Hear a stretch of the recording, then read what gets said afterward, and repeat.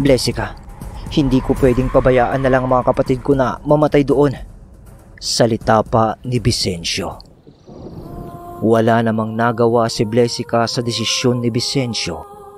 Kahit na ang tanging nais lamang nito ay ang kaligtasan naman ng kanyang asawa. Pero sa mga oras na yon, umalis na agad si Vicencio upang hanapin ang dalawa niyang kapatid at ang kanyang tiyo. Dahil nga sa labis nitong pag-aalala kasi hindi niya alam kung ano na ang nangyari sa mga ito. Baka nga patay na sila eh. Ganon ang mga naglalaro sa isipan niya. Kaya gamit ang likas na pisikal niyang pagiging aswang ay naging isang malaking ibon si Vicencio. Sabay lipad nito patungo sa lugar na tinutukoy ni Lumek.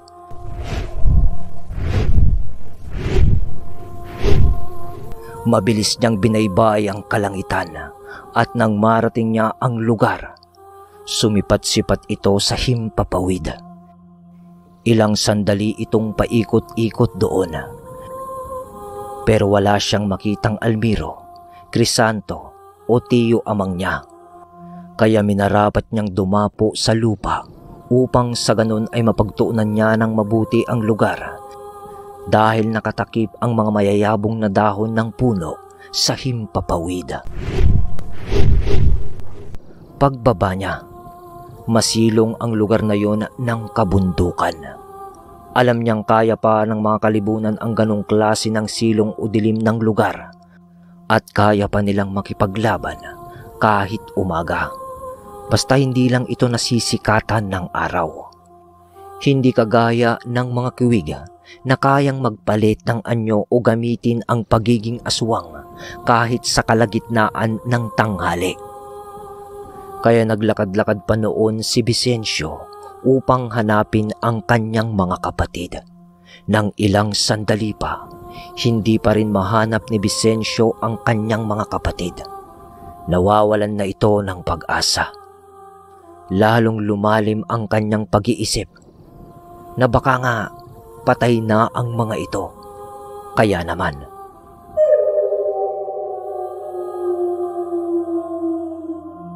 umalulong si Vicencio upang tawagin ng pansin ang mga taong hinahanap niya. Ngunit sa kanyang isipan, alam niyang sugal na yon. Dahil maski ang mga kalibunan, kung nandoon pa, ay maririnig na rin siya. Pero mas maganda na yon. Dahil kapag narinig siya ng kanyang kuya Almiro, tiyak na aalulong din yon upang tugunan si Vicencio. Sa pag-ieko ng alulong ni Vicencio sa buong kabundukan, naghintay ito ng minuto kung may tutugon sa kanyang pag-alulong. Pero walang tumugon sa kanya. Kaya't sige pa rin sa paghahanap ng walang kapaguran ito dahil sa labis pa ring pag-iisip. Mas lalo pang naitutulak ang kaisipan niya na wala na nga ang kanyang mga kapatid, pati yung tiyo niya. Sa kakaisip niya at kakahanap, di na niya namalayan na papasapit na naman ang gabi. Napansin niya na lamang ito nang tumingala ito sa langit at may mga panakanakang bituin na itong nakikita.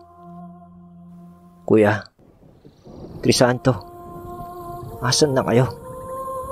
Nandito na ako oh.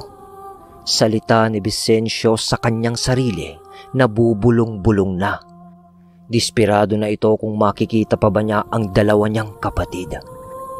Pero habang natutuliro na naglalakad ito sa kagubatan, may naamoy itong kakaibang lansa. Nakikilala niya yun dahil amoy yun ng ibang klase ng aswang. Kalibunan. Mga kalibunan. Alam na yun ni Vicencio. Nasa paligid sila. Kaya naman tumigil ito sa paglalakad. Tapos ay pinakiramdaman niyang maigi kung minamatyagan na ba siya o naaamoy lang niya ang mga ito mula sa di kalayuan. Agad itong nagkubli sa isang malaking puno. Tapos ay pinakiramdaman ulit kung may gagalaw o magsasalita sa paligid. Pero wala. Dali-daling umakyat ng puno noon itong si Vicencio. dahil nakakarinig siya ng mga yabag na parabang papalapit sa kanyang kinalulugaran. At doon nga ay nag-abang siya sa may mayabong na dahon na sanga ng isang puno.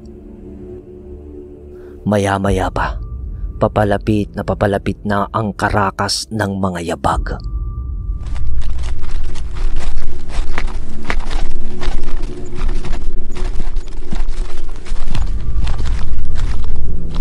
At nang lumitaw ito sa matataas na mga damo, nakita niya, hindi siya nagkamali sa kanyang hinala.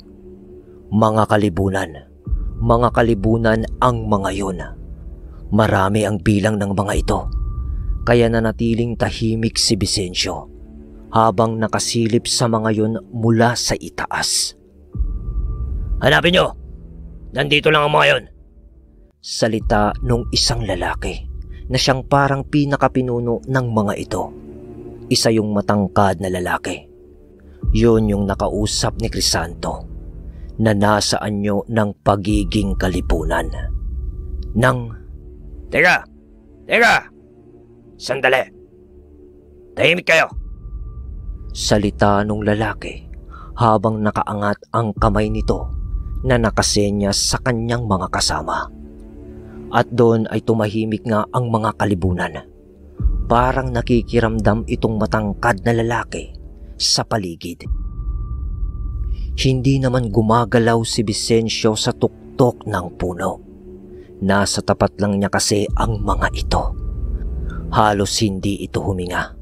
Maya-maya pa, sumisingkot-singkot na yung lalaking nasa baba.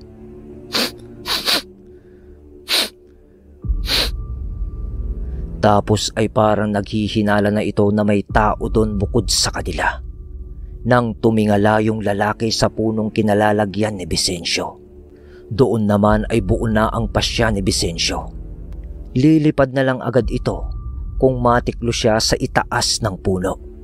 Hindi naman sa takot siya, pero kailangan muna niyang makita ang mga kapatid nito at ang kanyang tiyo bago pa man siya madisgrasya ng mga yun. Nang biglang may magsalita sa likod nun.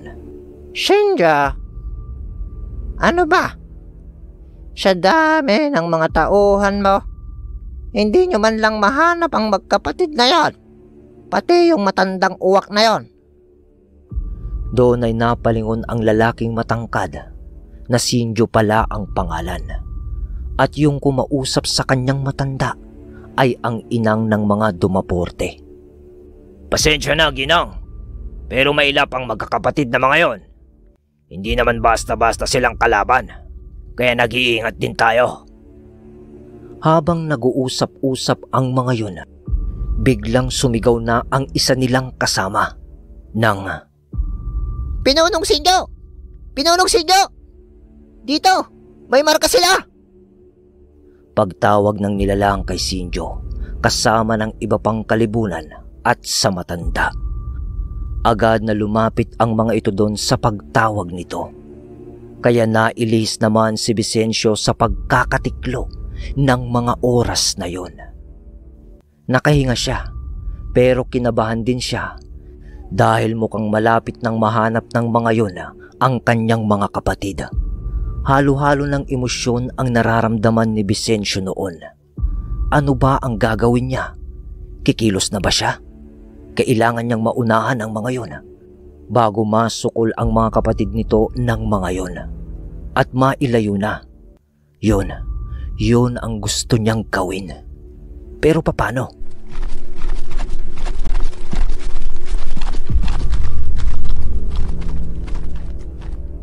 Nung makalayo na itong mga kalibunang aswang, bumaba na agad si Vicencio mula sa puno. Pero naisip na naman niya na ipinakiusap sa kanya ni Blessica na hanggat maaari ay wag sana niyang paslangin ang kanyang inang. Dahil kahit pa tumaliwas na si Blessica sa pamilyang dumaporte, lola pa rin niya yon. Sumunod si Vicencio sa mga yon dahil baka sila din ang magturo sa kinaroroonan ng mga kapatid nito. Sandali ang lumipas. tahimik na sumunod si Vicencio sa mga yun. At hindi ito lumalapit masyado sa mga ito syempre. Nang natigil sa paglalakad ang mga kalibunan kasama ng matanda. Kaya naman ay natigil din itong si Vicencio. Nang biglang may isang malaking aso ang sumunggab sa isang kalibunan at sa pag-angil nun na alerto ang lahat dahil sa isa yung kiwig. Si Almiro. Si Almiro yun. Kuya, bigkas ni Vicencio. Nang makita yun ni Vicencio, ramdam niya na yun na ang pagkakataon upang siya ay umatake. Sa kanyang pagtakbo ay sumigaw ito ng "Kuya!" At nagsaaso ito. Diretsyong sunggab niya sa mga kalibunan na nasa may bandang likuran na sinusundan niya nga. At dito ay nag-umpisa na naman ang naudlot na labanan sa bundok. Nakipagbakbakan ng dalawang magkapatid. Ngunit sa bawat pagtama nila ng kanilang atake ay unti-unti rin lang silang umatras dahil sa maraming kalaban. At dahil nga doon, sa pagkakatumba ng kani-kanilang mga kalaban, sabay takbo na ang dalawa. Kinakausap na ni Almiro si Vicencio. "Syo, inalayo ko lamang sila sa kinalalagyan nila Crisanto at Tio. Malubha ang kalagayan ni Bunso. Kailangan na nating makalayo. Pupuntahan na natin si Bunso at Tio at aalis na tayo sa gubat na to." "Sige, kuya." Mabilis pa sa 4:00, nagsaibon itong dalawang magkapatid at tuluyan ng lumipad patungo nga sa sinasabing lugar nila Crisanto at ng kanilang Tio.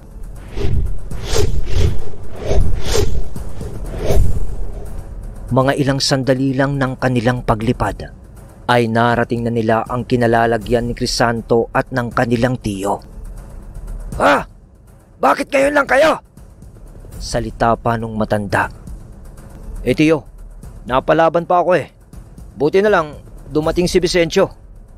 Alis na tayo dito." Pagkatapos magwika ni Almiro, agad na ibinangon nitong dalawang magkapatid ang kanilang bunso. Kuya, salamat. Dumating ka." Salita pa ni Crisanto na nanghihina. Sa lupa sila dumaan dahil sa sobrang hina ni Crisanto. Kaya kinarga ni Almiro ito sa kanyang balikat at lumakad na sila. At ang dalawa naman, si Vicencio at ang kanilang Tio Amang, ay siyang magmamasid o magtatanggol sa kanila kung sakaling may umabot pang kalibunan na tumutugis sa kanila. Naglalakad lamang ang mga ito na may halong pag-aapura dahil hindi naman nila pwedeng ilipad si Crisanto. Kaya patakbong lakad na lang ang ginawa nila. Di nila kakayanin yon. At sa kanilang pagtakas, panay ang lingon at tingin sa paligid ng mga ito habang nag-aapura.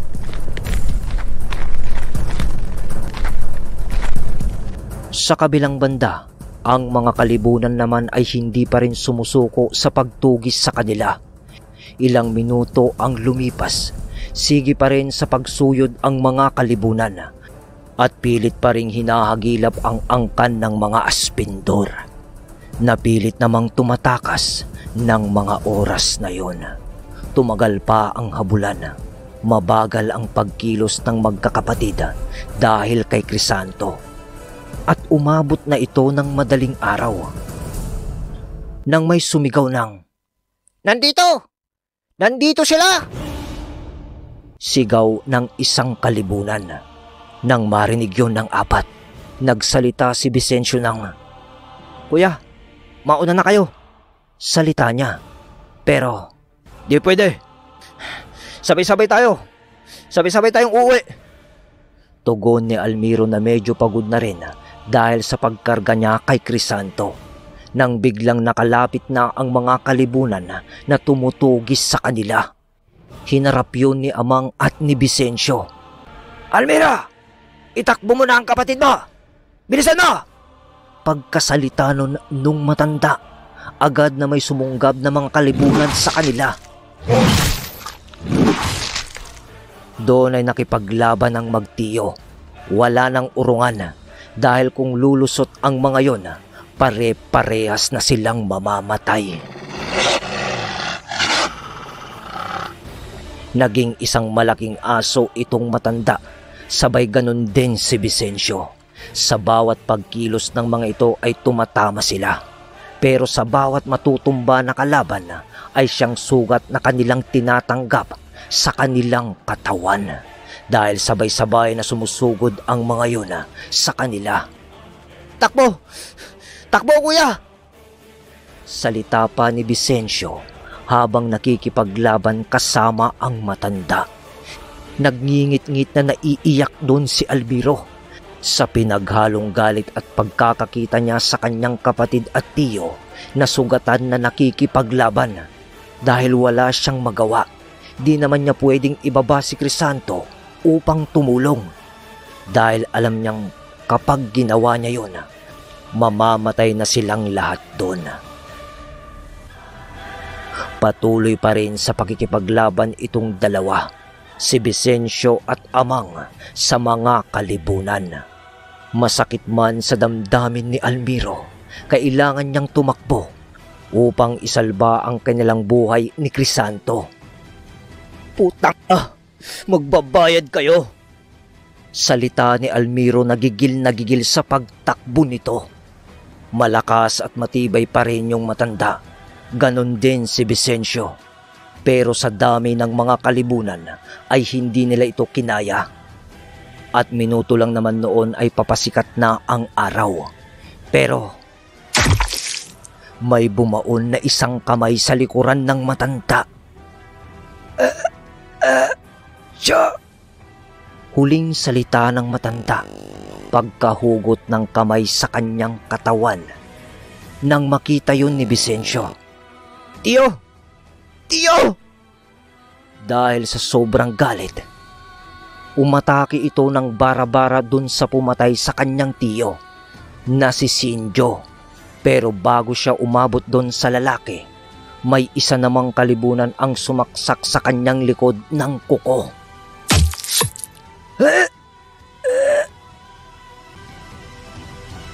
Doon ay agad na nanghina itong si Vicencio. Pagkatapos ay dinakma ni Sinjo ang ulo nito at itinaas. Sabay sigaw kay Almiro habang tumatakbo ito. Aspindor! Panoorin mo kung paano ko patayin ang iyong pinakamamahal na kapatid. Wala na. Lupaypay na si Vicencio sa mga sandaling iyon. At dun nga ay ipinakita ni Sinjo ang brutal na pagpatay niya kay Vicencio. Tinanggal niya yung ulo nito habang nakikita ito ni Almiro sa di kalayuan. Nasa patag na lupa kasi noon si Almiro at nakalabas na siya sa bulubunduking gubat na yon. Napapikit na lang si Almiro nang makita niya yon. At sabay nun ay ang pagdilig ng luha niya sa lupa habang nasa balikat niya pa si Crisanto. At kasabay na rin nun ang pagsikat ng araw. Namatay si Amang. Namatay si Crisanto. Ang masaklap dito, paano na si Blesica at ang anak niya? Magpasalamat ka, Aspindor. Sumikat na ang araw. Kundi sabay-sabay na kayong mamamatay ngayon. Salita ni Sinjo habang nakatitig kay Almiro sa malayo. Huwag kang mag-alala, Sinjo. Hindi na natin pa kailangan hanapin ang panganay na yan ng mga Aspindor. Pati ang bunso. Dahil sinisigurado ko na babalik sila upang tayo ay paghigantian. At yun lang ang kailangan nating paghandaan. Pati ang pagkuha sa apo kong si Blesica at ng apo ko sa kanya. Salita ni Inang. Nakita ni Almiro ang pagbagsak ng bangkay ni Vicencio sa lupa na wala ng ulo. Tangan-tangan pa ni Sinjo ang ulo noon ni Vicencio at iwinagayway ng marahan sa nakaharap na si Almiro mula sa malayo. Sabay tapon nito. Pwe! Basurang kiwig! Salita pa niya. Samantala naman, itong si Almiro ay mahigpit na nakatikom ang kanyang mga kamao at nanggagalaiti sa galit sa pangyayaring kanyang nasaksihan kasi pinatay na nga si Vicencio. Binaboy pa ang bangkay at ulo nito ni Sinjo. Trinato yun na parang basura sa harap niya mismo. Puta nyo! Magbabayad kayong lahat! Babalikan ko kayo! Salita ni Almiro sa sarili na nag-uumapaw ang puot sa kanyang damdamin. Sabay pagtalikod nito at punas ng kanyang mga luha. Nag-aapura ng umalis si Almiro noon habang pasan pa rin niya sa kanyang balikat si Crisanto na wala ng malay noon. Kahit na medyo mabagal sina Almiro, ay narating niya ang kanilang dating bahay at nadatnan nila noon si Blesica na naghihintay naman sa pag-uwi ni Vicencio. Mga alas 8:30 nung marating ni Almiro yon. Siyempre, natuwa si Blesica sa pagkakakita niya sa kanyang bayaw dahil ang inaasahan niya kasama na si Vicencio.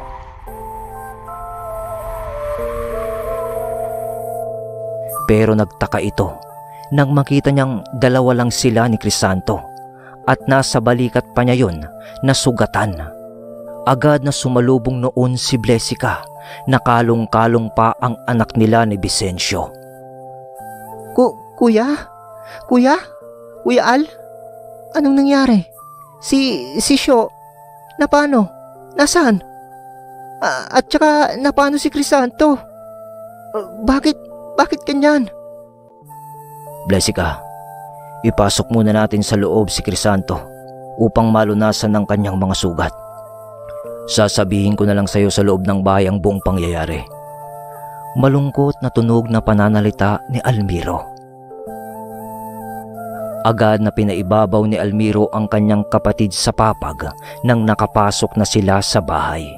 Pagkatapos ay lumuhod ito at nag-orasyon at nang ilang sandali lang ay lumitaw si Lumik, ang pinuno ng mga sarangay. Alam kong marami na akong utang sa iyo at bukod sa mga ginto na isang bagay na gustong gusto nyo at pati ang buhay ng isang nilalang ay hindi ko pa naibigay. At marami ka nang naitulong sa amin, Lumek. Pero muli sana akong hihiling sa iyo. Nalunasan mo ang aking kapatid at iaalay ko ang buhay ko sa iyo. Pati ang lahat ng mga kalibunan. Ilang segundong hindi nagsasalita si Lumek.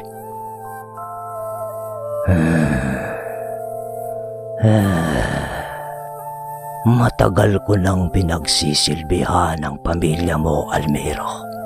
At ilang henerasyon na ng mga aspindor ang napagdaanan ko. At masasabi kong napakamakulay talaga ng buhay nyo. Kagaya ng mga ibang ordinaryong tao na hindi nakakakita sa amin. Dahil ang maliit na bagay ay kaya nyong palawigin at gawing isang malawak na hidwaan. At ito ang nagiging resulta ng mga hakbang na ginagawa nyo.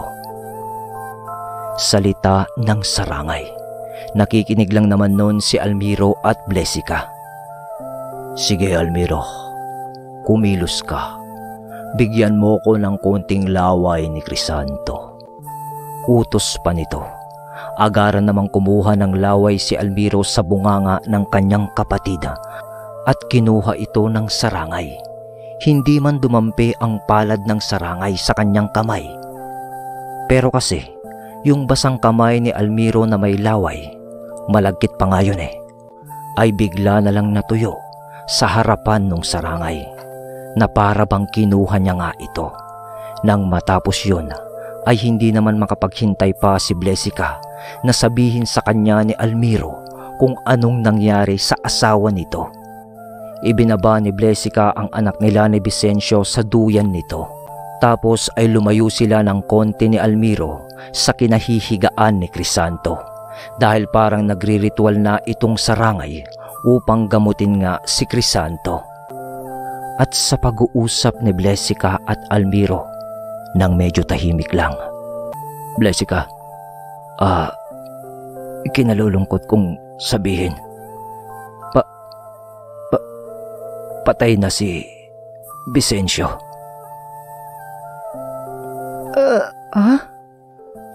Ano? Paano? Salita ni Blesica na hindi na nakumpleto dahil nalupasay na ito sa panghihina sa kanyang nalaman. Sabay patak ng luha nito sa kanyang mga kamay.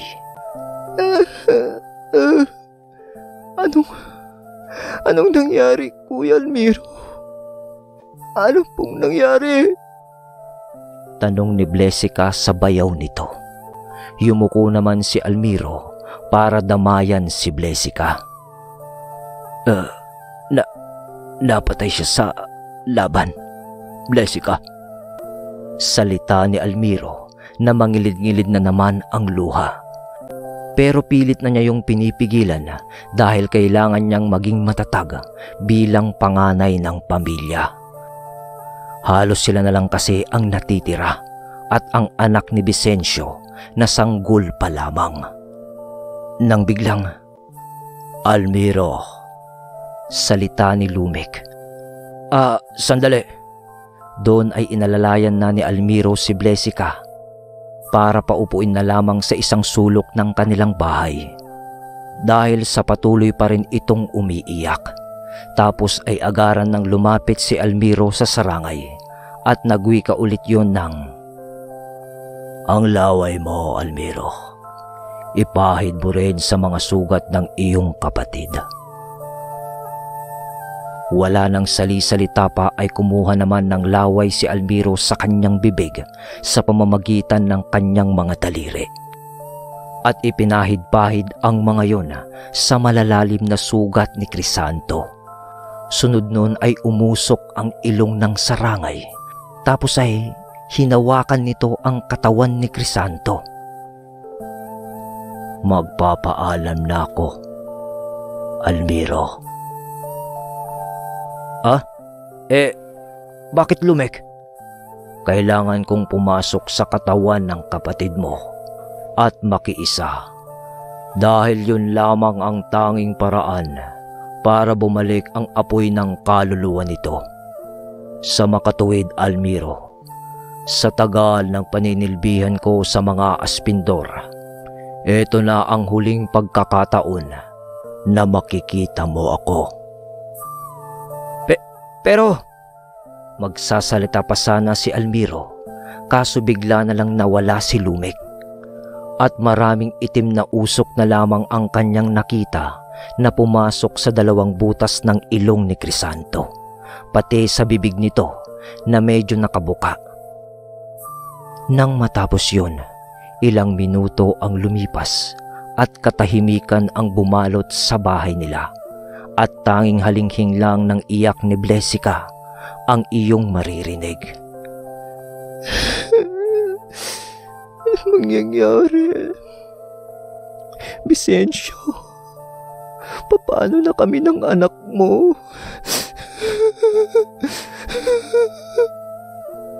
Mga bigkas ni Blesica ng pabulong sa kanyang sarili habang bumabalong sa kanyang mga mata ang luha at kalungkutan na kanyang nadarama.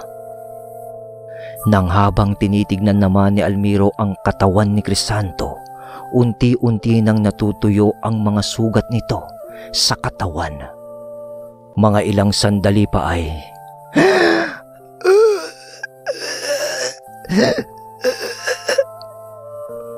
biglang pag-angat ng dibdib ni Crisanto sabay mulat ng kanyang matanon. Tapos ay biglang napabalikwas na bangon ito. Sumigaw ito ng, "Kuya Syo!"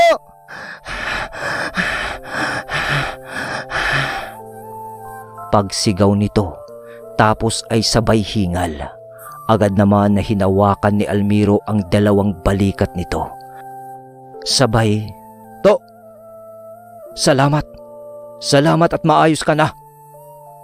Pero itong si Crisanto, hindi inimik ang kuya niya at inikot nito ang kanyang mga mata ng tingin sa apat na sulok ng kanilang bahay. At ang tanging nakita lang nito ay si Blesica at ang pamangkin nila na nakaduyan. At dun nga ay, Kuya, si Kuya Syo?" Tanong agad ni Crisanto kay Almiro. Hindi nakaimik agad si Almiro. At napalitan na naman ang kanyang kasiyahan sa kanyang muka sa paggising nga ni Crisanto ng kalungkutan. Patawarin mo ko. Pero wala na ang Kuya Syo mo. Wala na ang Kuya Syo mo. Pati si Tio, pinatay ng mga kalibunan na yon. Nagsakripisyo sila para sa ating dalawa. Sa sinabing yun ni Almiro, napanganga ng ilang saglit si Crisanto. Sabay nun ang bigla ang paglabas ng luha sa kanyang mga mata. Doon ay biglang bumaba si Crisanto sa papag na kanyang kinauupuan. Tapos ay, Hindi totoo ito. Kuya Syo! Kuya Syo! Asan ka?" Tawag ni Crisanto sa loob ng kanilang bahay. "To!" Tawag ni Almiro naman sa kanya. At paglingon sa kanya ni Crisanto, inginiwi ni Almiro ang kanyang ulo, sabay yuko kay Crisanto na nangangahulugan na wala na nga talaga ang kanilang pangalawang kapatid. Pero hindi yun mapaniwalaan ni Crisanto.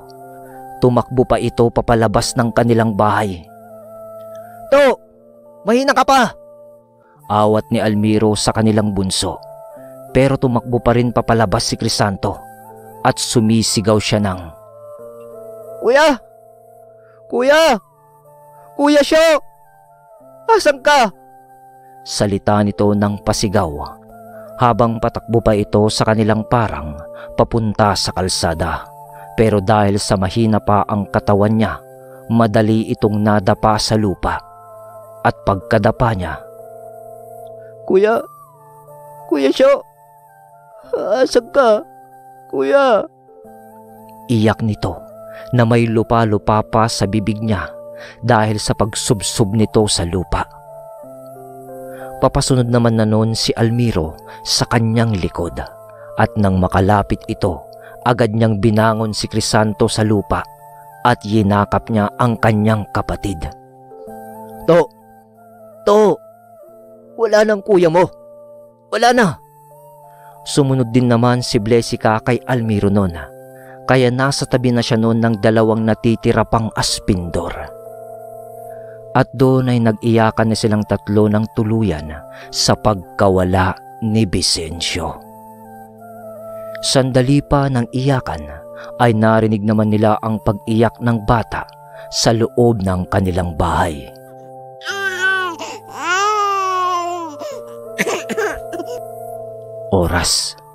Oras ang lumipas at nagdesisyon na si Almiro na kahit namatay na si Vicencio, kailangan nilang maging matatag. Kahit natangan pa nila ang sakit ng pagkamatay ni Vicencio, kailangan na nilang kumilos upang umalis sa bahay na yon. Dahil pag nagpaabot pa sila ng gabi doon, baka sumugod na ang mga kalibunan sa lugar nila. Meron pang alam si Almiro na pwede nilang pagkublian o takbuhan sa pagkakataong iyon.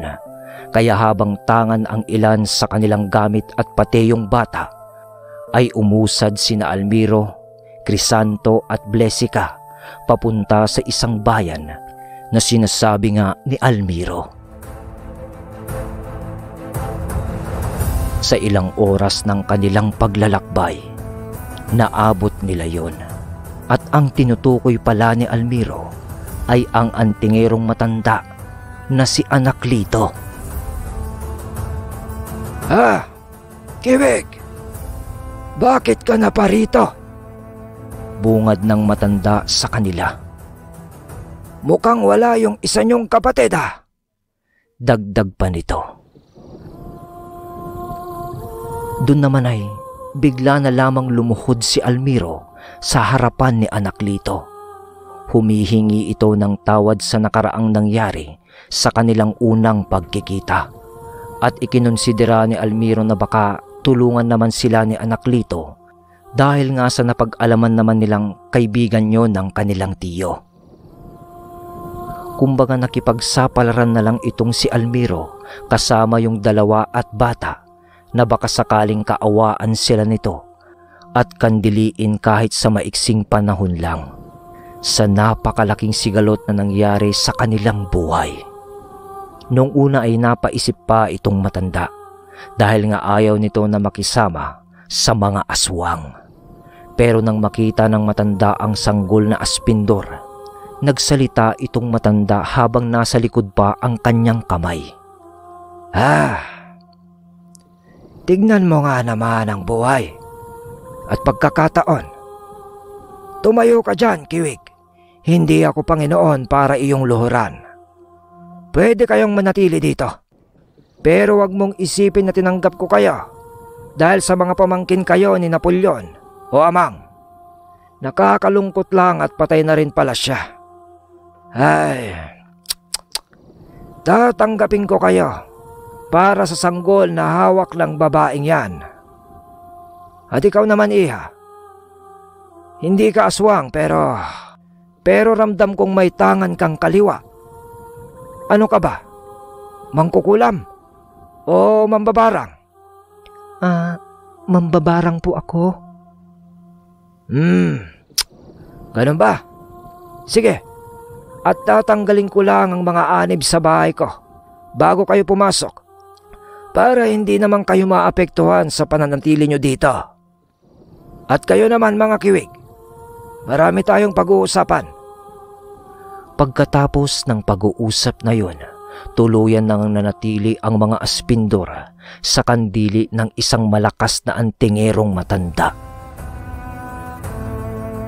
Taon ang lumipas at parte ng isang taon na yon ay ang pag-uusap ng dalawang magkapatid at ng antingero upang sugurin ang mga kalibunan dahil sa nakapagdesisyon na rin ng matandang lipulin ang mga yun dahil sa mga bali-balitang nambibiktima na raw ang mga kalibunan ng mga inosenteng tao.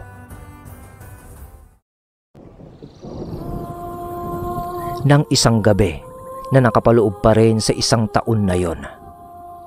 Iya, napakalakas ng tangan mong mutya pero hindi nagagamit ang buong potensyal niyan dahil sa wala kang masyadong karunungan.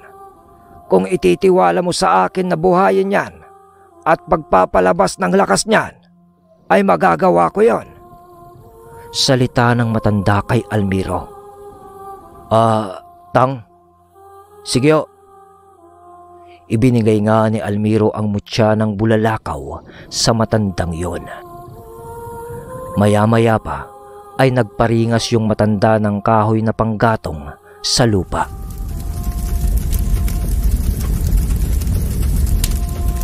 At nung tuluyan na itong umapoy, binulungan ng matanda yung mutya ng bulalakaw. Pagkatapos ay itinapon niya yung mutya ng bulalakaw sa nagniningas na apoy. Tang, bakit niyo sinunog? Salita ni Almiro. Ni kailanman ay hindi masusunog ang bato ng kalawakan, iho. Huwag kang mag-alala. Gigisingin lang natin ang tunay nitong kapangyarihan. Sandali. Magdadasal lang ako habang malakas pa ang apoy. Salita nung matanda. Naupo sa isang sulok na lamang noon si Almiro habang nakaluhod itong matandang si Anak Lito na di kalayuan sa apoy na nakadipa ang kanyang mga kamay at ang mga palad nito ay nakaharap sa langit. Isang oras na pag-uorasyon ang ginawa nito. Inuutusan pa niya si Almiro noon na lagyan pa ng panggatong na kahoy yun para hindi mawala ang apoy. Pagkatapos magdasal ng matandang si Anaklito, noon ay tumayo na ito sa pagkakaluhod na para bang pagod na pagod ito.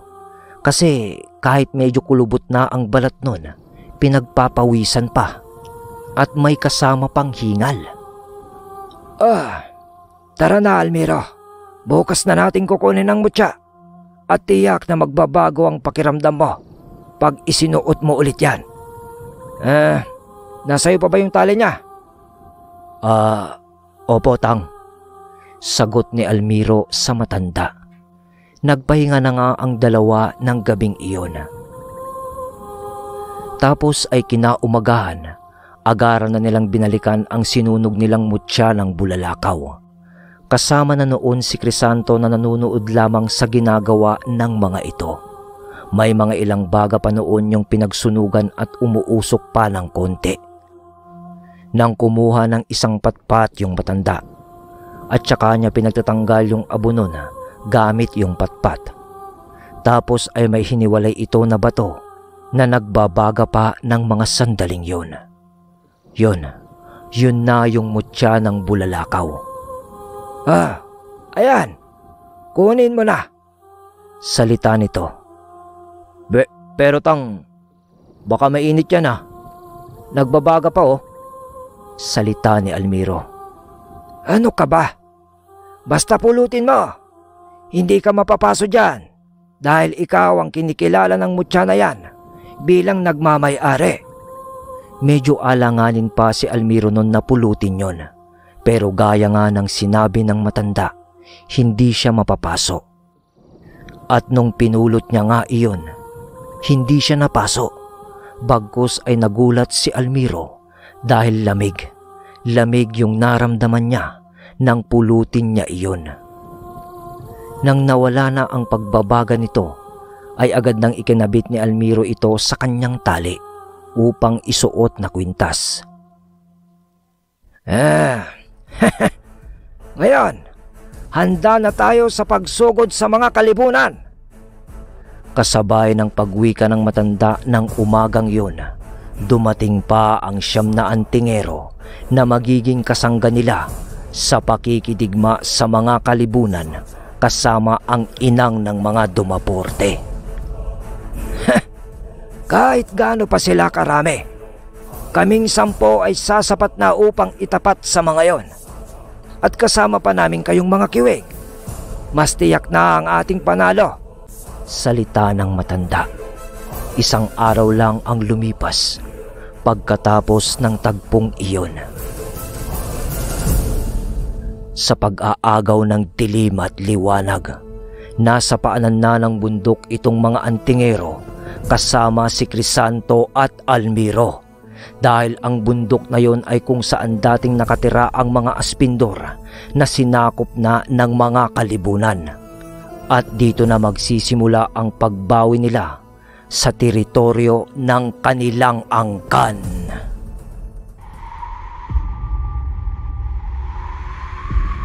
Sa ibaba ng bundok, nandoon na sina Almiro at Crisanto kasama ang 10 antingero upang bawiin ang dapat ay sa kanila at bigyan ng katarungan ng pagkamatay ng kanilang kapatid. Ano? Ano pang ginagawa natin dito? Tara na! At nang makauwi rin tayo kaagad. Salita ni Tandang Anaklito sa mga kasama nito pati sa 2 magkapatid. Tahimik lang naman ang 2 aspindor at seryosong nakatango ang kanilang ulo sa tuktok ng bundok na parang sinisipat nila ang lugar kung saan nakatira dati ang iba nilang kapamilya. Hanggang sa nagsimula na nga silang humakbang papaitaas nga ng bundok na yun. Sa paghakbang ng mga ito ay alam ng 2 na 2 rin lang ang pwedeng mangyari, ang manalo o matalo sa digmaan at masawi doon. Pero syempre, kailangan nilang manalo kasama ang 10 antingero. Samantala, habang papaakyat na noon ang grupo ng magkapatid na aspindora, Sa tuktok naman ng bundok na yon, ito yung kaganapan. Inang! Inang! Masamang balita! Nakita ng isang tagapagbantay natin sa ibaba ng bundok ang isang grupo ng mga antingero. At bukod pa dito, nakikilala nito ang dalawa pa nilang kasama. At hindi sila maaaring magkamali. Yon ang natitirang mga aspindor. Biglang napatayo itong si Inang ng mga dumaporte. Pagtayo nito sa kanyang kinauupuan, nagwika ito ng, Pagkalipas ng mahabang panahon, ito na ang sinasabi kong oras na pagbabalik ng magkapatid upang maghiganti sa atin. Di bale, napaghandaan na natin sila. Datapot ba na hindi ko akalain na makikikampi sila sa mga antingero upang labanan tayo? Hindi pa rin nila tayo kakayanin sa dami ng grupo natin, hindi ba? Tama ba ako, Sinjo? Pagwiwika ng matanda. Sabay tingin kay Sinjo na noon ay nakaupo lang din sa di kalayuan sa kanya. Oo naman, Ginang. Wala silang panama sa lahi naming mga kalibunan.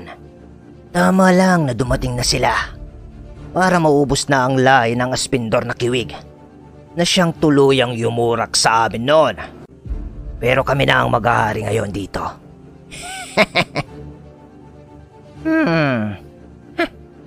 Bueno, ihanda mo na ang iyong mga tauhan, Sinjo. Bago pa marating ng mga antingero at aspindor ang kinalalagyan natin. Dapat sila ay mamatay na.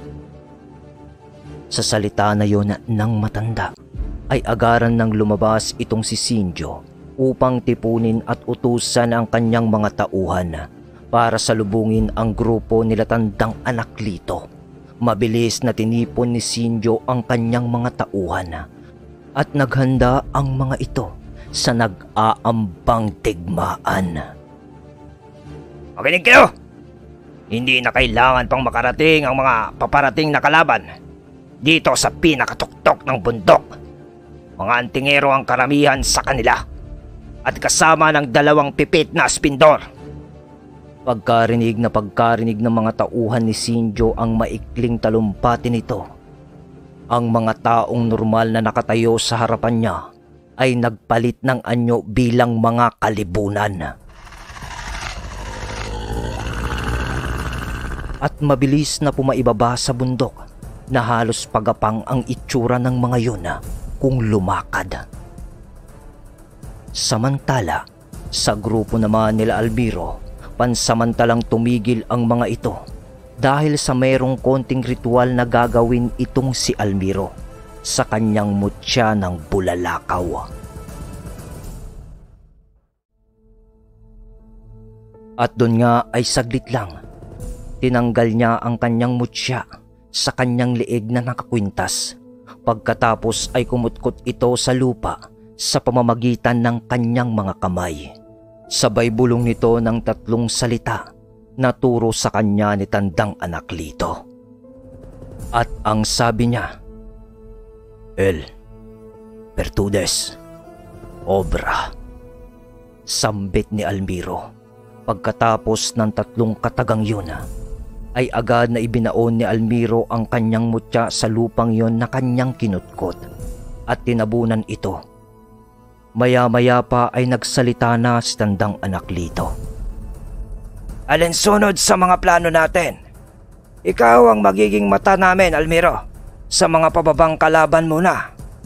At ikaw namang Crisanto ang magbabantay sa kapatid mo habang nasa lakbay diwa siya. Di bale, dahil sa nakatanim na ang mutya sa lupaing ito, di nalalayo ang paglalakbay diwa ng kuya mo.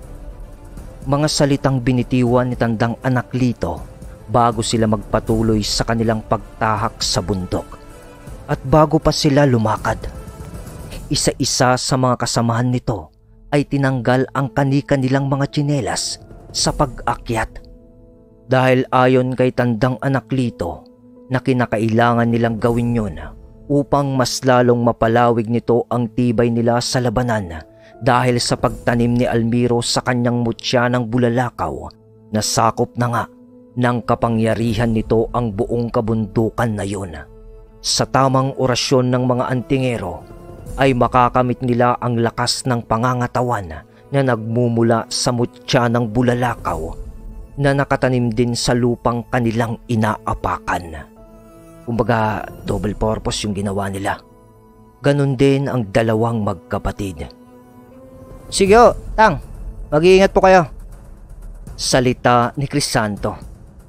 Oo, tara na mga kasama. Tugon ni tandang anak Lito sa winika ni Crisanto dahil sa mga oras na yun ay umupo na si Almiro sa mismong pinaglagyan niya ng mutya ng bulalakaw. Yung upong parang nagme-meditate. Ganon. At sa pag-alis ng mga antingero, pumikit naman si Almiro para sa kanyang paglalakbay diwa upang magmasid sa kapaligiran. Ibig sabihin, makikita ni Almiro ang bawat galaw ng mga nilalang sa bundok na yun.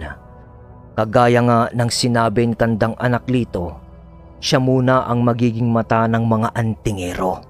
Samantalang si Crisanto naman ang proprotekta sa kanya habang ginagawa niya iyon. Nang ilang sandali pa, habang naglalakad ng sama-sama ang mga antingero sa lugar papaakyat, may biglang bumulong na kay tandang anak Lito na hindi naman niya nakikita. At yun ang lakbay diwa ni Almiro. At sa pagsasalita nito ng bulong sa tenga ni tandang anak Lito, Anim. May 6 na nakalibunan ng malapit papasalubong sa inyo. Salita ng lakbay diwa ni Almiro.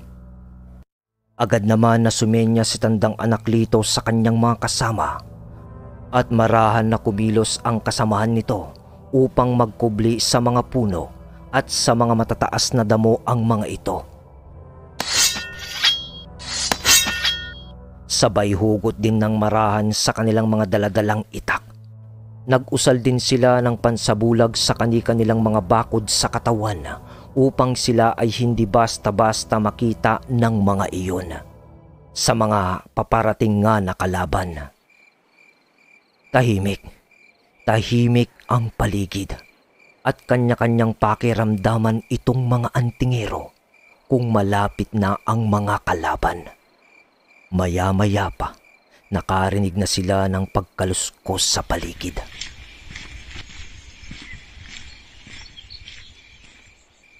Nang may biglang lumitaw na malaking paa sa mismong kinadadapaan ni tandang anak Lito sa pinagkukublean nito.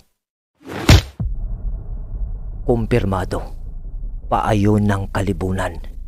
Hindi sa takot pang kumilos si tandang anak Lito, pero kailangan nila ng tamang pagkakataon para tuluyang mapaslang ang mga yon ng tahimik.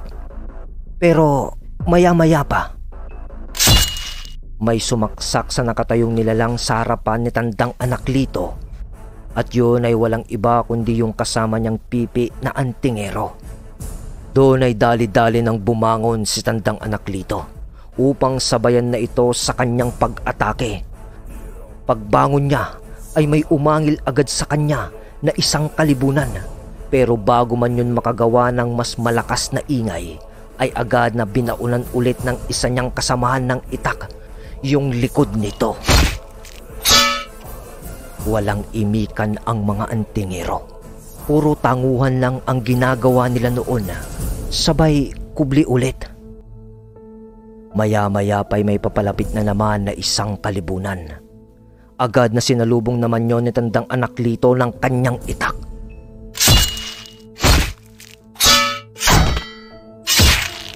Tapos sunod-sunod na yon, agad na tinira ng ibang kasamahan yung natitira sa 6 na ang tanging maririnig mo lang ay ang pagbaon ng kanilang mga itak.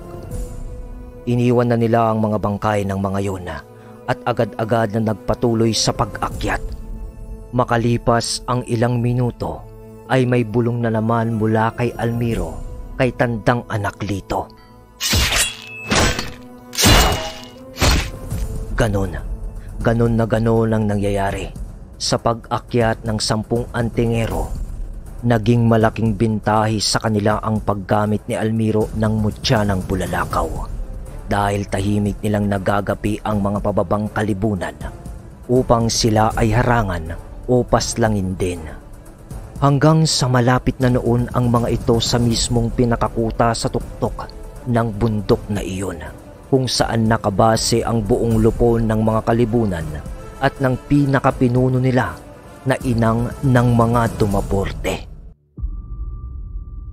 At doon naman ay hindi na mapakali si Sinjo at lakad ng lakad ito ng pabalik-balik sa iisang pwesto dahil sa wala pa ring bumabalik sa kanyang mga tauhan na kanyang pinababa upang salubungin ng grupo nila Almiro. Nalingid sa kanyang kaalaman na unti-unti nang inuubos ng 10 antingero. Pero makalipas ang ilang minuto, may narinig na sila Sinjo na isang paghiyaw mula sa kanyang tauhan na di kalayuan sa kanilang base. At sa kaganapan mula sa pinagmulan ng ingay, "Peste! Ngayong malapit na tayo, tsaka pa nagkabulilyaso!" salita ni tandang Anaklito. At dahil nga sa ingay, biglang dumami ang mga kalibunan sa kanila noong kinalalagyan. Hindi naman umatras ang 10 antingero sa kanilang mga kalaban at hinarap ang mga kalibunan na yon na paunti-unting dumami dahil sa natiklo na sila kung nasaan ang mga ito. Kasabay no ng pagtunog ng isang parang alarma sa tuktok ng kabundukan na yon. At doon ay ang kasabay din ng pagmulat ni Almiro ng kanyang mga mata. Bumalik na ito sa kanyang lakbay diwa dahil alam niyang yun na ang umpisa ng malawak na kaguluhan. Pagtayo ni Almiro, nag-aapura itong kinutkot ang itinanim nito na mutya sa lupa habang hinihintay siya ni Crisanto. Tara na! Wala nang sali-salita pa ay nagpalit si Crisanto sa isang malaking ibon. Ganon din si Almiro at mabilis na lumipad patungo sa nagaganap na labanan sa tuktok ng bundok.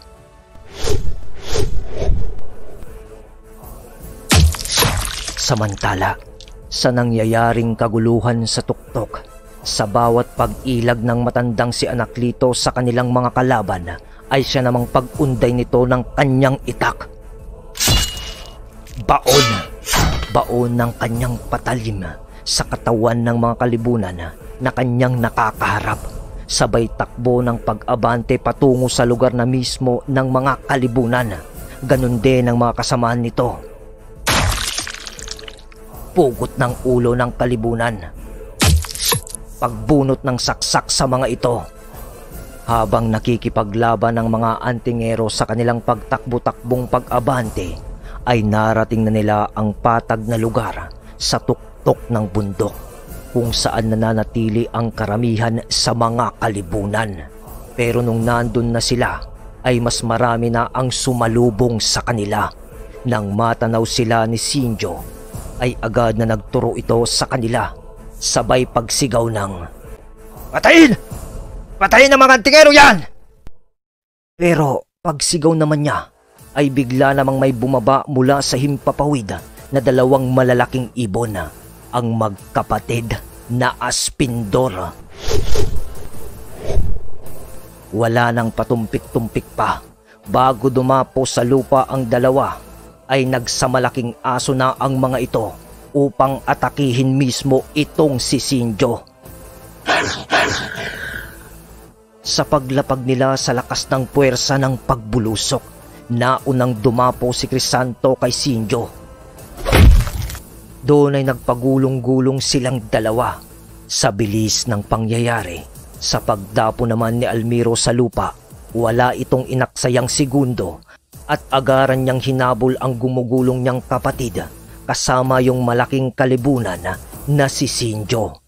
Habang gumugulong naman yung 2, ay nag-uunahan na ang mga ito na umunday ng saksak sa bawat isa sa pamamagitan ng kanilang mga kuko. Sa katunayan, sa pagbagal ng ating mga imahinasyon, sa bawat pag-ikot ng mga ito ay siyang baon ni Crisanto ng mga kuko nito sa tagiliran ni Sinjo. Gumaganti naman si Sinjo, kaso kinakagat ni Crisanto ang kamay nito at sobrang gigil na gigil. Kaya't sa gigil niya, sa pagtigil ng kanilang paggulong, naputol ang kanang kamay ni Sinjo sa sobrang puwersa ni Crisanto sa pagkagat dito. Ah! Ah! Ah!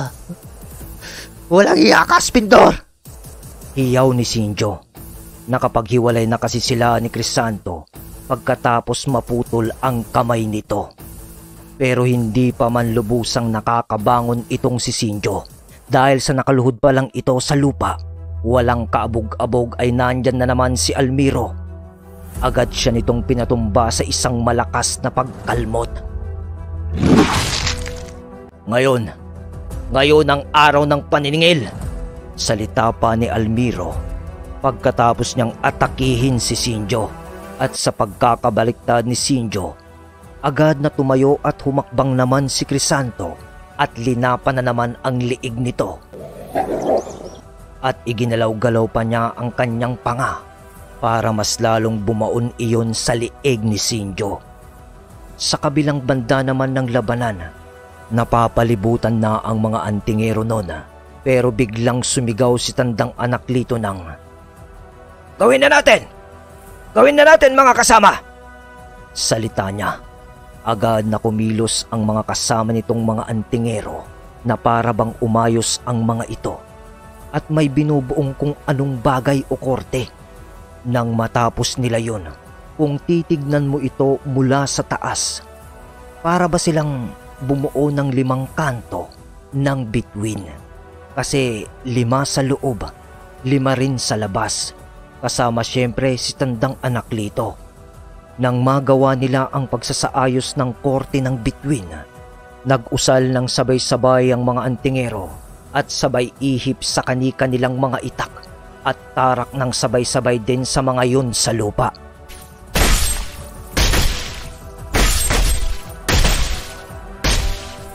Sabay nag-usal pa noon si tandang anak Lito pagkatapos ay sumigaw ng, "Espada ni San Miguel! Kami ay iyong tulungan! Bigyan mo kami ng proteksyon ng talim ng iyong espada!"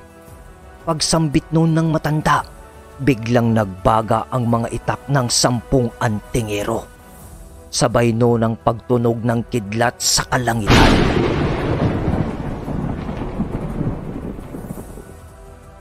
Samantala, sa 2 magkapatid naman kontra kay Sinjo, pagkatapos lapain ni Crisanto ang liig nun, nang binitawan niya na ito, dinampot naman ito ni Almiro sa lupa.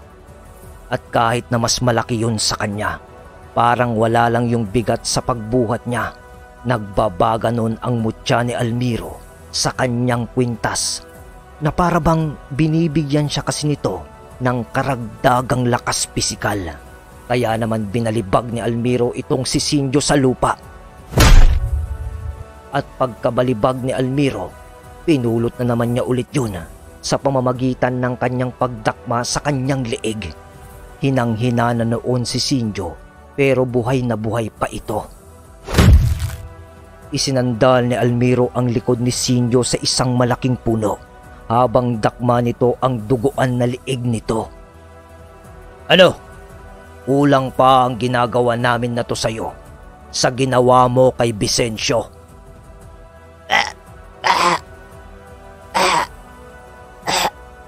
Magsasalita sana si Sinjo, pero binaunan ulit ni Crisanto ang tiyan nito ng malalaking kuko niya na halos tumagos na yon sa katawan ni Sinjo. Ikaw ang pumatay sa kuya ko!" Salita pa ni Crisanto habang nakabaon pa ang mga kuko nito sa tiyan ni Sinjo. At pagkabunot niya nun, magsasalita na naman sana si Sinjo Binaunan na naman ni Almiro ng kaliwang kamay nito ang gitna ng dibdib ni Sinjo ng kanyang matatalas din na kuko. Sabay salita niya ng, "Wala ka nang sasambitin kahit isang letra sa bibig mo." Pagkabunot ni Almiro sa kanyang matatalas na kuko, hinawakan ni Crisanto ang mga paa ni Sinjo at ibinaling naman ni Almiro ang paghawak niya sa mismong ulo na ni Sinjo. At doon ay naghatakan ang dalawang magkapatid na parabang ginawang lubid ang katawan ni Sinjo hanggang sa humiwalay na ang ulo ni Sinjo sa kanyang katawan. Doon lang tumigil ang magkapatid sa ginawa nilang pagpaparusa kay Sinjo, ni hindi na ito nakaporma sa dalawa at kagaya ng sinabi ni Almiro, wala nang nasambit na salita si Sinjo hanggang sa binawian na nila ito ng buhay. At pagkatapos nila doon ay agaran silang tumalikod sa bangkay ni Sinjo. Nabitbit naman ni Almiro ang ulo nito, sabay salitang, "Hoy! Mga inutil na nilalang!" Pagkasigaw niya ay sabay hagis nito ng ulo ni Sinjo sa mga tauhan nito na kasalukuyang pa ring nakikipaglaban sa 10 antingero. Kami ang harapin nyo," salita ni Crisanto. "Amin ang lugar na to," salita naman ni Almiro. Pagkatapos masalita ng magkapatid ang kanilang mga gustong sabihin, ay sumugod na ang mga ito sa iba pang kalibunan. Itinuloy nila ang pakikipaglaban sa mga kalibunan na yun. At dahil naman sa pagkamatay ni Sinjo na kanilang pinuno, lalong nagngit-ngit sa galit ang mga yun sa dalawang aspindor. Samantala, binuwag naman na ng mga antingero ang kanilang pagbuo ng hugis bituin kanina at umayos sila kasama ang kanilang mga nagbabagang itak dahil sa napapalibutan na sila ng mga kalibunan sa parting yun ng labanan.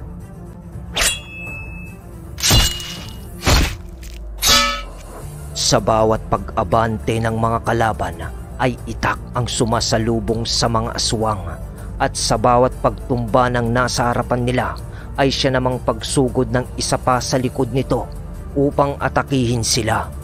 Ngunit sa pagkakataong iyon, parang may isang bilog na liwanag na nagsisilbing baluti ng mga antingero. "Basta wag kayong lalayo sa isa't isa. Matatalo natin sila. Hindi makakaporma ang mga yan," wika ng tandang anak Lito. Sabay ng pag-aasikaso niya sa kanyang mga kalaban sa kanya ring harapan. Medyo pagod na rin ang mga antingero ng mga oras na yun sa dami ng mga kalibunan. Sa kabilang bahagi naman, patuloy sa pakikipaglaban naman noon ang dalawang aspindor. Kalmot, kagat, sa bawat pagtumba ng mga kalaban ay siya namang lalong paglapit sa kanila ng mas marami pang kalibunan. Hanggang sa karuruk-rurukan ng labanan, biglang may insektong nagsiliparan sa paligid hanggang sa tuluyan ng umatake ang mga yun sa labanan. Ngunit mukhang walang pinipili ang mga insektong yun na pasukin ang sistema dahil pati yung mga kalibunan ay pinapasok ang mga bunganga nito at agad na tumutumba ang mga yun.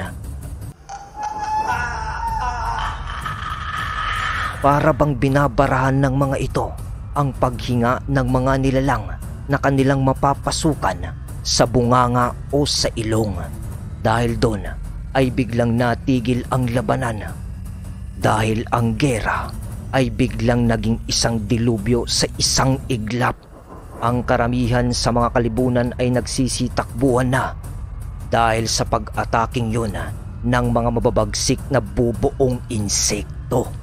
At nang makita yun ng dalawang magkapatid, agad silang tumakbo naman papalayo sa mga umaataking insekto. Dahil pag nahagip sila ng mga yun, ay siguradong matutulad sila sa mga kalibunan na bigla na lang tumutumba dahil sa mga yon. Ang mga antingero naman noon ay agad na nabuwag ang kanilang pabilog na linya dahil sa nagsisitumbahan na rin ang mga kalaban ng mga ito at pinili na nilang sumama sa magkapatid na Aspindor. Hindi naman masyadong nag-aalala noon ang mga antingero dahil sa may mga kabal sa kanilang mga katawan laban sa mga kaliwang elemento. Habang papaalis na sana ang mga antingero at ang magkapatid, ay nasipat nila ang inang ng mga dumaporte na ikinukumpas ang kanyang mga kamay sa di kalayuan na parang siya ang nag-uutos sa mga insekto upang lipulin silang lahat. Kaya naman natigilan ang mga antingero pati ang dalawang magkapatid. Yun na ang pulot dulo ng lahat ng kaguluhan, ang isang inang ng mga dumaporte na natitira.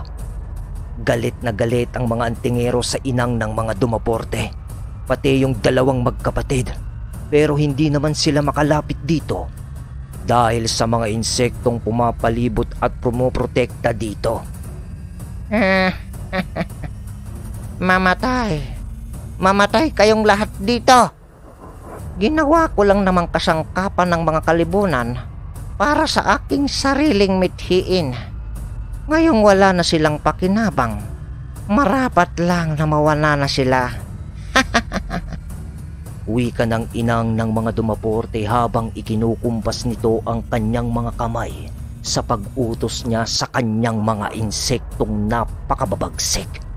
Kung makikita mo ang itsura nung matanda, ay nakatayo ang kanyang mga buhok na buhaghag na para itong isang bruha. Pero maya-maya pa, may ibang napakarami na namang insekto ang nagmula sa kung saan at parang mas marami ito. Pero sa pag-aakala ng grupo nila Anaklito at Almiro, nakasama pa yun. Hindi pala. Dahil Tama na, inang! At nang makita nila ang sumigaw na yon sa lugar, nabigla ang lahat dahil dumating si Blessica sa labanan at ang mga insektong dumating ay kinalaban ng mga insekto ng matandang mambabarang. Sandali ang lumipas ay halos mapuno ang ere sa kanilang tapat ng napakaraming insekto na nagpapatayan. Sa makatuwid ay naglaban ng maglola sa kanilang tangang karunungan sa pambabarang. Nagsisilaglagan na parang malalaking abo ang insekto, tapos ay biglang nagliliyab na lang ang mga ito bago ito bumagsak sa lupa. Kaya't kung titignan mo noon ang itaas, ay parang umaambon ng patak ng apoy. Nakataas na rin noon ang buhok ni Blessica na parang sa bruha at napakabagsik ng mga mata nito. Kung titignan mo, ni hindi mo maaninag ang kagandahan nito dahil sa parang may nakasaping isang demonyo sa itsura niya. Traitor ka po! Apo pa naman kita! Salita ng inang ni Blessica sa kanya nang pasigaw. Hindi ako traidor, inang. Ang nais ko lang ay kapayapaan. Kung meron man dapat sisihin sa mga nangyayari dito, kayo yon. Pinatay niyo ang asawa ko. Salita ni Blessica. Hindi naman nakumilos noon ang mga antingero, pati ang magkapatid, dahil naiintindihan nila na labanan niyo ng pamilya ng mga dumaporte. Maya-maya pa, sa paglaglag ng maliliit na apoy, dahil sa mga nasusunog na insekto, nang dumapo naman ito sa mga namatay na kalibunan sa labanan, biglang rumingas ang katawan ng mga yun at bigla na lang umapoy.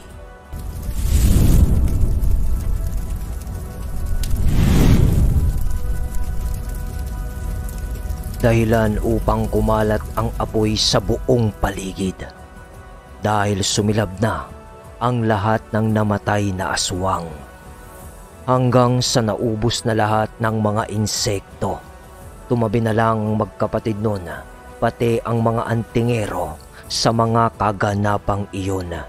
Nagtabla ang mag-apo na si Blesica at Inang sa labanan ng kanilang tangan.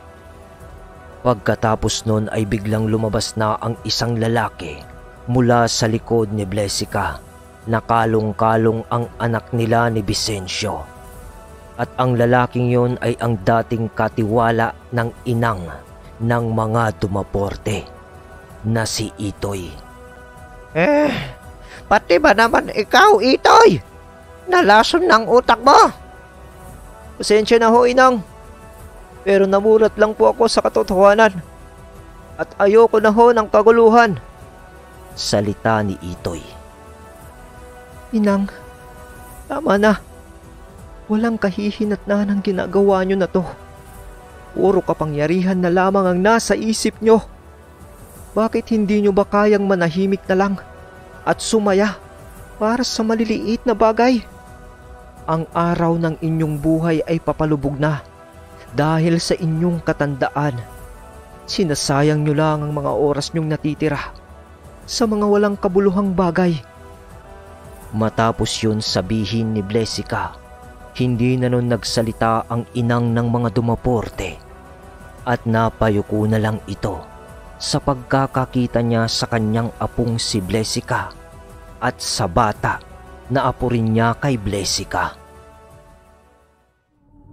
Pagkatapos nun ay tumalikod na ang matandang dumaporte at umalis na ito papalayo. Naisa nang habulin ng mga ito ng mga antingero. Pero kabilin-bilinan kasi ni Blesica na hanggat maaari ay pabayaan na lamang ang kanyang inang dahil malapit naman nang tumiklop ang araw ng buhay nito. Natapos ang kaguluhan nga sa tuktok ng bundok na yon. Umuwi na noon ang mga antingero kasama ang magkapatid at pati ang kanilang hipag na si Blesica. 3 taon. 3 taon ang lumipas at binalot na ng pagkalimot ang mga nangyari sa nakaraan. At dahil doon, nakapag-asawa ulit si Blesica ng tuluyan. At ang napangasawa nito ay si Crisanto. Dahil din doon ay tuluyan ng natuldukan ang alitan ng angkan.